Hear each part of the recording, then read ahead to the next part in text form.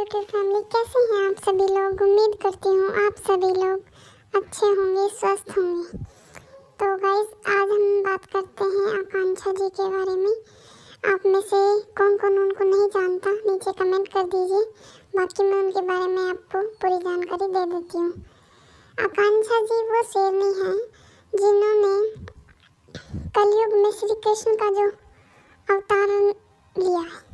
जब पाप इतना ज़्यादा बढ़ गया वाईटी फैमिली पर कि कोई भी सामने नहीं आ पा रहा था, सब कोई टिक ही नहीं पा रहा था लप्पू टचिन के आगे, तब औरत होते हुए भी आकांक्षा जी ने उसका सामना किया, बिना ये सोचे कि क्या फ़र्क पड़ेगा उनकी फैमिली पर, सोसाइटी पर, क्योंकि उसकी नीचता की हद कहीं ना कहीं हम सब भी जानते हैं। आकांक्षा जी तो बहुत अच्छी तरह से जानती हैं, क्योंकि वो उनकी फ्रेंड रह चुकी हैं।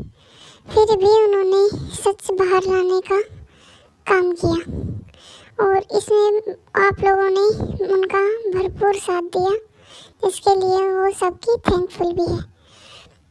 तो कंट्रोवर्सी को समझदारी से ख़त्म करते हुए उन्होंने अपनी बेटी का बर्थडे मनाया और अपने करीबी यूट्यूबर्स क्रिएटर को बुलाया जिन्हें वो अपनी फैमिली मानती हैं। जी हाँ, जैसे तो ये लप्पू टचिन जो हैं दिखावा इतना करते कि मैं ये कर देता हूँ, मैं वो कर देता हूँ, लेकिन दो पैसे भी इनके हाथ से छूटते नहीं हैं ज़रूरतमंद लोगों के लिए। लेकिन आकांक्षा जी ने क्रिएटर्स को अपने घर पे 2 से 3 दिन रखा, उनकी आवभगत प्रॉपर हम लोगों ने व्लॉग्स में देखी है कि कैसे वो दोनों हाथ एक करके उनकी आवभगत में लगी हुई है, पूरा परिवार लगा हुआ है। उन्होंने अपनी बेटी के बर्थडे पर जो वेस्टर्न कल्चर है वो तो फॉलो किया ही है, लेकिन जो हमारा मूल है, ओरिजिन है, उन्होंने ज़रूरतमंदों को जाकर खाना खिलाया, खाना इन द सेंस चॉकलेट वगैरह, फ्रूटी वगैरह दी, क्योंकि बच्चों का बर्थडे है तो बच्चों के बीच सेलिब्रेट होना बनता है। और बच्चे सिर्फ अपने अपने दोस्तों के बच्चे नहीं, वो बच्चे जो साल भर अपना बर्थडे आने का इंतज़ार करते रहते हैं, उनके लिए बर्थडे का दिन भी एक खास दिन नहीं होता है। उन बच्चों को साथ जाके मनाना एक बहुत बड़ी बात होती है। और लप्पू टचिन भैया जो अपने आप को बहुत बहुत बहुत महान दिखाते हैं, क्या आपने आकांक्षा जी की वीडियो से कुछ देखा? उन्होंने अपने पेरेंट्स को, सास को, मम्मी पापा को, जेठानी को हर पायदान में सबसे पहले रखा है। और ये क्या करते हैं टचिन जी, लप्पू टचिन, ये सिर्फ क्रिएटर, सिर्फ पैसा, फिर सिर्फ वीडियो, सिर्फ डॉलर, इनको कोई फ़र्क नहीं पड़ता कहाँ इनकी माँ है, कहाँ बहन है, कहाँ पापा हैं। ये जिनसे इनको फ़ायदा है, कंटेंट मिलता है ना, उन लोगों को अपने साथ रखते हैं और बाद में घर वालों पर तो ये कंट्रोवर्सी और करते हैं वीडियो चलाने के लिए। लेकिन आकांक्षा जी ने अपने माता पिता, सास ससुर सबको आगे रखा। इससे पता चलता है वो कितनी अच्छी बहू है, कितनी अच्छी बेटी है, इससे पता चलता है। ये लप्पू टचिन जी जो बोलते हैं कि ये कल्चर मैंने स्टार्ट किया है, क्रिएटर्स को अपने घर बुलाने का, इकट्ठा करने का, पार्टी करने का, तो अगर न्यूटन ने कोई लॉ दे दिया तो इसका ये मतलब है कोई उसका यूज़ नहीं कर सकता, ऐसा मतलब नहीं होता। वो सबके लिए ही किसी भी चीज़ की शुरुआत कहीं ना कहीं से होती है।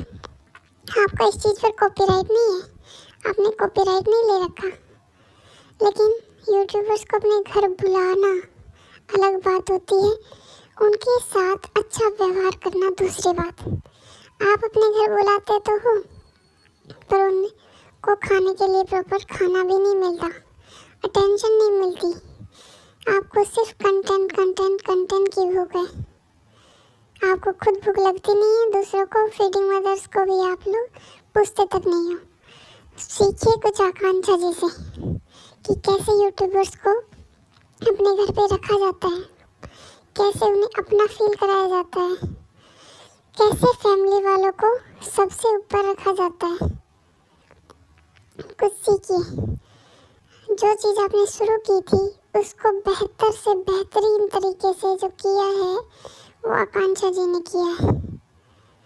इन्हीं की बर्थडे पार्टी में सरिता जी, नीतू जी, आकांक्षा अनूप तो खुद होस्ट थे और स्वाति, अंकुश, कामिनी उनके हस्बैंड, आरती जी उनके हस्बैंड और भी कुछ क्रिएटर्स शामिल हुए जिनको शायद मैं नहीं जानती, पर उन्होंने मिलकर वहाँ क्या रंग जमाया, क्या रंग जमाया।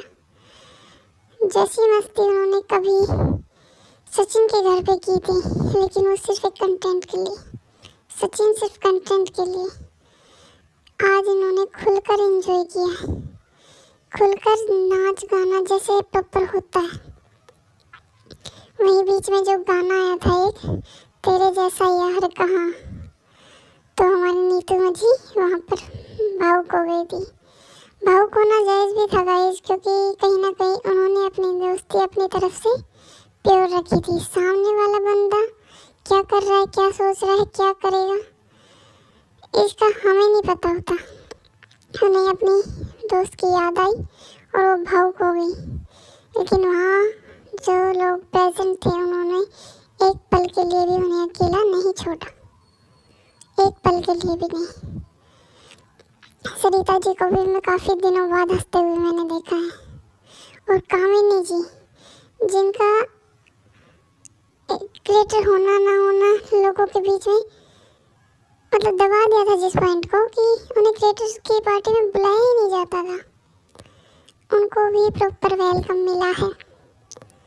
अंकुश भैया की कॉमेडी तो वाह, वेल एंड गुड। तो अभी भी उन्होंने दोस्ती की मिसाल दी है कि कैसे कैसे साथ मिलजुल कर कैसे रहा जाता है एक छत के नीचे। इसे कहते हैं वाईटी परिवार। आप सिर्फ क्रिएटर्स को बुलाते हैं, उनके लिए उनका परिवार है ये, उनका परिवार है। हाँ जी, उन्होंने नया घर बनाया था, उसके उपलक्ष्य में अपनी बेटी किशा के बर्थडे पे, वो जो 2 साल की हो गई है, पिछले बर्थडे पर इनके कई यूट्यूबर्स और भी थे, लेकिन बीते दिनों इनकी कंट्रोवर्सी चली तो उनसे इनके रिलेशन अब ठीक नहीं है, तो इन्होंने जिनके साथ ही गुड टर्म्स में है उन्हीं को इनवाइट किया।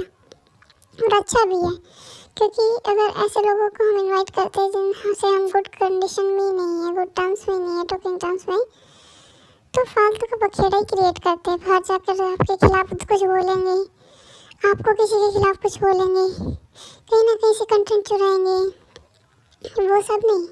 ये खुशियाँ बांटने का त्यौहार था, खुशियाँ बांटने का। एक एक सब्सक्राइबर ने इतना प्यार दिया है, ये इससे पता चलता है कि इसी मौके पर उनके 500 के 500,000 हो चुके हैं। कहीं ना कहीं उनको छोटे क्रिएटर्स में गिना जाता था, ताने दिए जाते थे लपुट जिनके द्वारा, लेकिन आज वो भी देख रहे होंगे कि लोग कितना एंजॉय कर रहे हैं, कैसे पार्टी ऑर्गेनाइज होती है, कैसे होस्ट बना जाता है एक पार्टी का, सब कुछ। आकांक्षा जी ने इन सब में कहीं भी अपनी जेठानी को पीछे नहीं छोड़ा है। उन्होंने अपने साथ, जैसा वो खुद रेडी हुई है वैसे ही उनका भी मेकअप वहाँ से करवाया है, अच्छे से सब कुछ इक्वली रखते हुए।